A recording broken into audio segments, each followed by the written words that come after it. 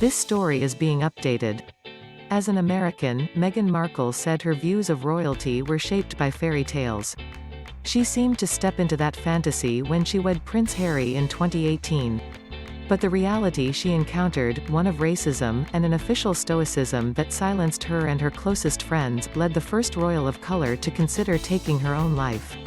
"It's easy to have an image of it that is so far from reality," she told Oprah Winfrey in her first extensive interview since she and Prince Harry exited their roles as full-time working royals.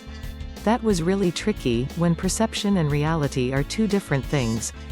Reality, for the Duchess of Sussex, changed profoundly when the American actress and her husband, Prince Harry, stepped back from official duties as members of the British royal family and moved to Los Angeles.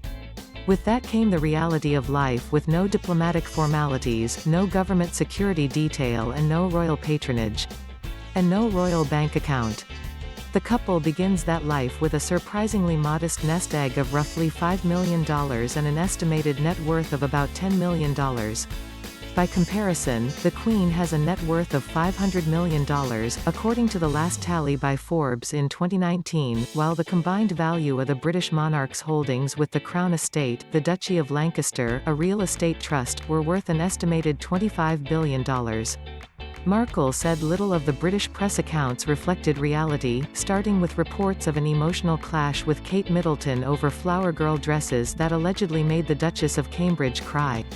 "The opposite occurred," said Markle, adding that Middleton later brought her flowers and apologized. But no one corrected the record. "That was the beginning of a real character assassination," said Meghan Markle of the unflattering press portrayals of her and the Crown's unwillingness to protect her from what she saw as vicious tabloid distortions.